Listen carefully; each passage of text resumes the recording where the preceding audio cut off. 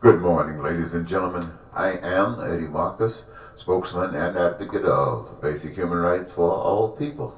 In other words, I am the voice of love. You know, I got up early this morning and I began to try to put a message together for you. I took my pen and pad in hand and I began to write.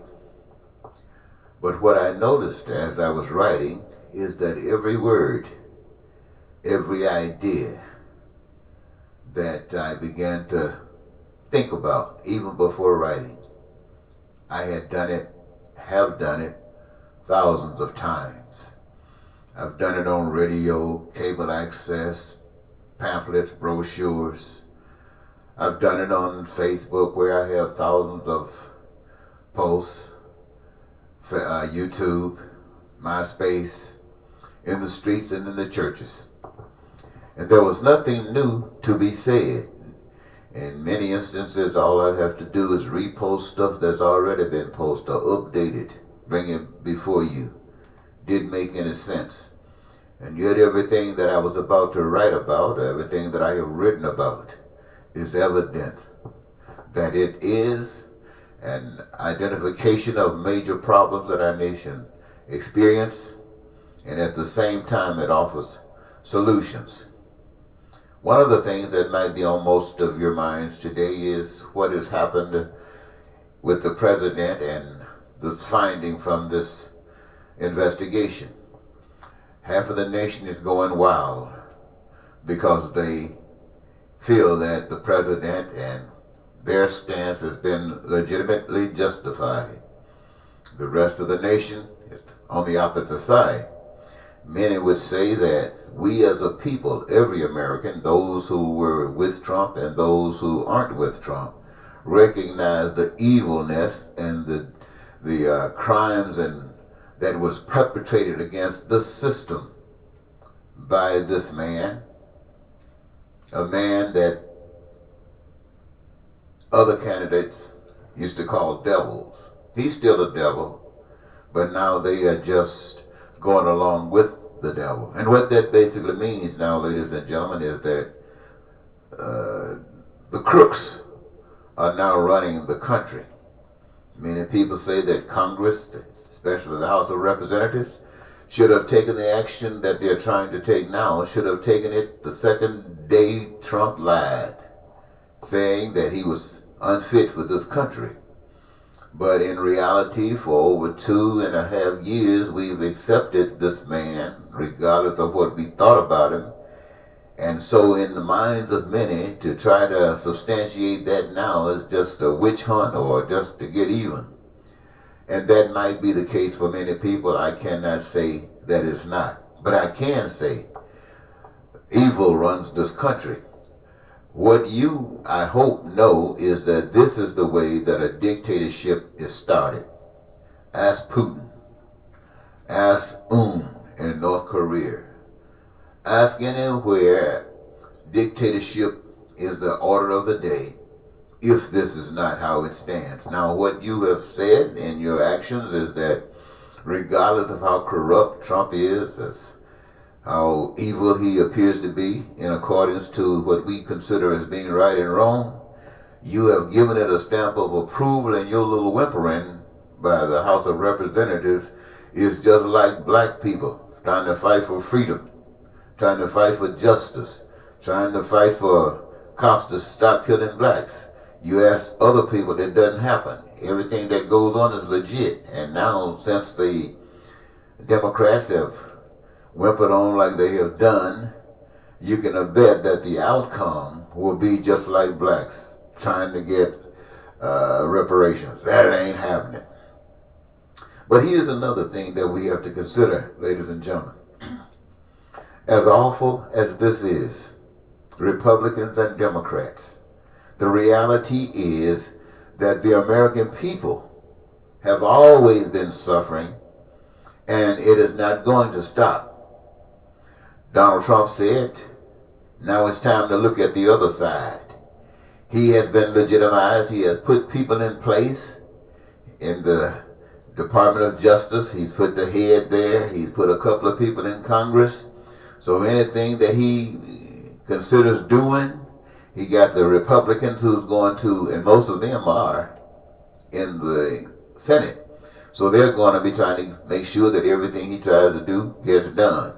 Whoever he wants to convict, the Republicans are not going to waste their time. They're not going to look for a savior. They feel they got one in the White House. And so they're going to jump on the bandwagon. And those of you who were talking about Trump right now might find yourselves going to jail because you were talking about it. That's the state of the United States of America. Now, here is the big issue. At a time like this, you got the right and you got the left. And in their minds, they are both right. And they are both willing to go to any extremes to substantiate their rightness. This is why God comes into the picture. Don't run from me just yet. Just listen. God is the only one that's right. God set up, as you have heard me say many times, a system that you, the American people, and people all over the earth can live as though you are in heaven. That means peace, prosperity, freedom, happiness, and joy of life experienced through the fulfillment of your dreams. That's the magnificent God. But God did not just do that and make it a blank way of happening because you might not want it. So he gave you choice for you to choose if you want one or the other. And I'm not talking about a Republican and a Democrat. I'm talking about love or hate. I'm talking about goodness or sin. I'm talking about peace or war. I'm talking about prosperity or poverty. I'm talking about education for all or education for some. I'm talking about health care for all or health care for some. This is God. Now, what did God do to help you out? God called people, informed them based upon the pureness of heart about the will of God. And he worked miracles in some of their lives so there would be no doubt about whether God exists or not. And then he turned them around and sent them back out into the world, sent them back out to America to advocate for God's way, to advocate how God's way operates. But rather than God's people who call themselves the church going back out into the world taking care of God's business, some joined the side of Republicans. Some joined the side of Democrats. And now, while these two sides are at odds with one another, you got God on both sides at odds with God. Can you believe that? God on both sides at odds with God. And so you ask yourselves often, why don't anybody listen to God? Why don't anybody listen to the preachers? Why don't people want to go to church anymore? Do you see why? Who are you? You represent who? You definitely do not represent God. If you were to represent God, you would be doing what God wants done, ushering in the premise for peace, ushering in that which works for the right and work for the left. This is what you would be doing if you were working for God. But I ask you this, my friends, my sisters and brothers, there are many good people out there. You see them all the time. You see where the floods and the hurricanes have caused devastation in people's lives. And you see other people coming together, making sure that these people have food, making sure that they have water, making sure they have some place every now and then to go and take showers, even allowing them to put tents in their yard so that they can have some type of cover when the government has been unable to meet those needs. So they are definitely good people. Can't knock that. And every good thing that's done can be represented as God. But you've heard the expression, sometimes good enough just ain't good enough. You need to be godly. And godly is always good enough. So the fight is not over. It's just beginning. History has taught us that those who stand for God against all odds are killed. History has taught us that those who stand and represent God against all odds are killed. And for that reason, most people don't want to die. And so they half-step when it comes to God.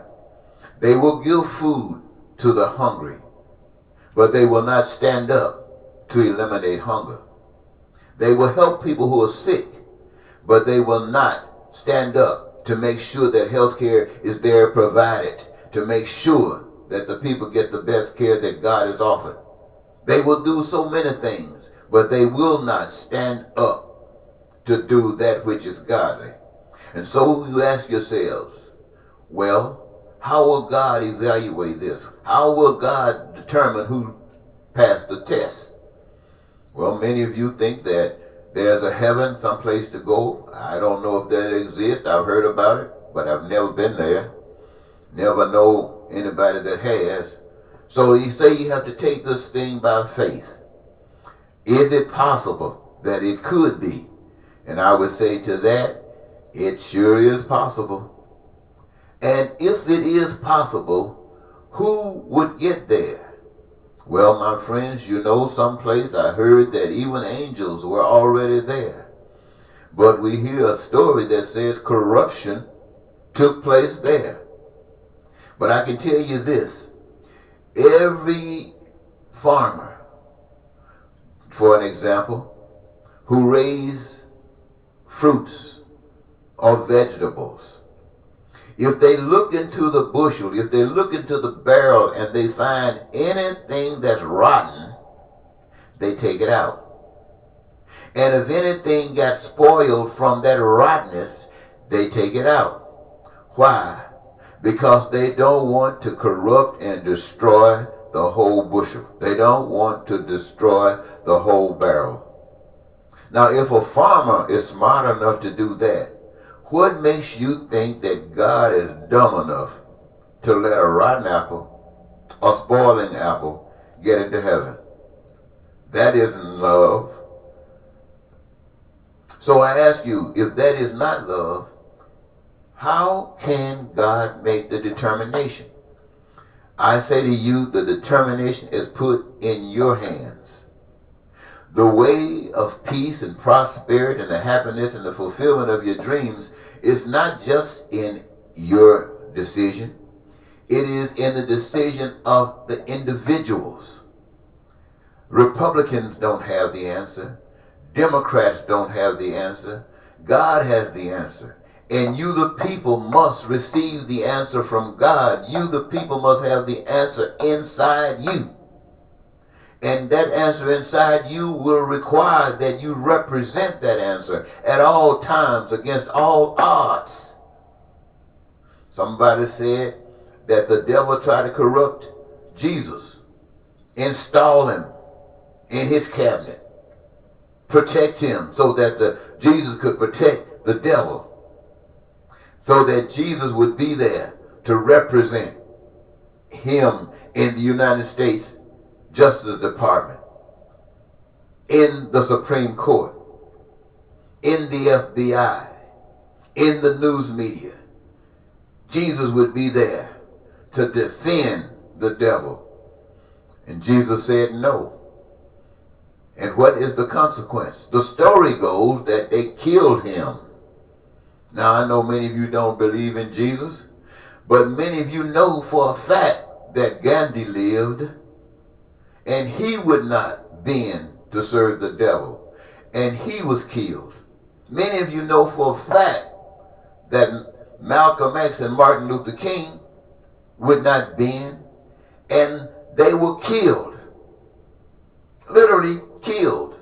because they would not bend. So I say to you, ladies and gentlemen, what do you think God will look at a determining factor of whom is to graduate and go to that wonderful place that you rejected here on earth? Would it be you? Who would it be? I don't know. I mentioned a few people, but there have been many people, perhaps millions of people who've given their lives and would not bend. And they didn't give their lives on the battlefield with a gun in their hand, taking lives. No, my friends, they didn't do that. Because every government says to its people, we are the righteous ones. And they are just as evil as the other ones. The only righteous government is a government that would stand for God and would not bend at any challenge. Now, so some of you who heard me say that, you might think that I'm saying that if you're not willing to die for what God has shown you, I'm not talking about what God has shown the group, I'm talking about for what God has shown you. If you are not willing to give your life for that, then why would you be entitled to life? Sometimes I've heard it, I've seen it in my mind, saying that if you're not willing to die for what's right, if there is a heaven, you're not getting there.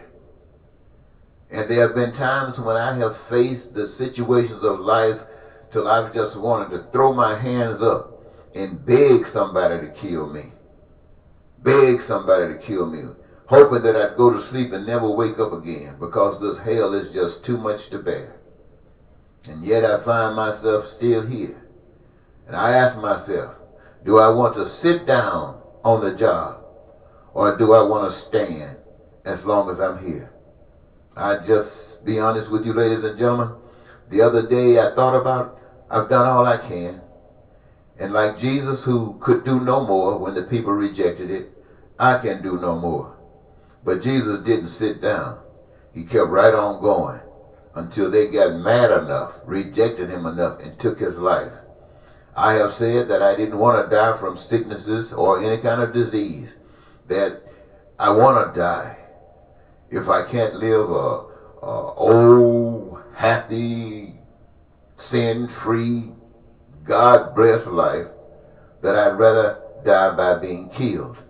But being killed for doing good, being killed for lifting up God, and whether I got to heaven or whether there is a heaven would be insignificant to me. The joy of just standing up for what's right is enough. The only thing that bothers me, ladies and gentlemen, is when you're standing up for right and you look all around you, it seems like the pain and suffering of the world becomes your own. And it is not anything that I would wish on anyone. So I don't want to take many more of your time, ladies and gentlemen. You are an adult. You're going to make the decisions, and you're going to keep on doing what you've been doing. But to the church, I'm sure that this coming Sunday, you're going to assemble yourselves together. Many of you will be boasting that God came through for you, and you won. God doesn't work that way, but that's what you're going to say. There are the others of you who are going to say that there's work unfinished and something that you got to do. But even in your plans, it does not include peace for both sides. It does not include freedom on both sides. It includes getting even. God is not about getting even. Even though you shall reap what you sow, God is not about getting even. And so I'm going to say to you, ladies and gentlemen, especially those of you in the church, I'm glad I don't go to church. I'm glad I'm not a member of the church, because I would be just as ashamed as I am of being an American citizen who watched this man make a mockery of everything that America is about. But what it does should show all of us is that this nation is corrupt, that the pain and suffering is brought on by evil people, that black people in this country are being treated so mean and cruel in slavery and because of the meanness of this nation. And it's not just whites, it's everybody, everybody. And we should, as a people, see it, especially the Democrats. You know the Republicans see it, but they are celebrating. The Democrats, you see it, and you are not celebrating. So right now, Democrats, you are on, or should I say, you're on the same field with black people in the way they're treated. You're on the same field with white women and black women, the way they're treated. You're on the same field with the Mexicans and others that the Republican Party want to denounce, those that came from shithole countries. You're on the same field with them right now because you did not stand up for righteousness when you had the opportunity to. But you haven't given up, you haven't lost, you still have time because you got breath in your body. Black people, you still have time because you got breath in your bodies. Women of all, you still have time because life is in your bodies. But you got to do the right thing or you're wasting time. You got to make sure that the efforts that you make work for you and your enemy. That means you got to love them all. You got to come up with a way that it will work for all. The only problem aside from the mindset that we have that keeps us away from doing the right thing is because of the usage of money. The usage of money divides us. The usage of money separates us. It gives us something to move forward. Rather than working together for one another so that we will all be blessed, we work for the money so that the individual can be blessed. So, I don't know if what I've said here at this moment would do anything to help anybody. But it was all I could give you today. And by the power that I have in my body to stand here and say this to you, I'm hoping that it will have some positive effect. Once again, this is Eddie Marcus, spokesman and advocate of basic human rights for all people, and I am, in the midst of all this hell, the voice of love. Bye-bye.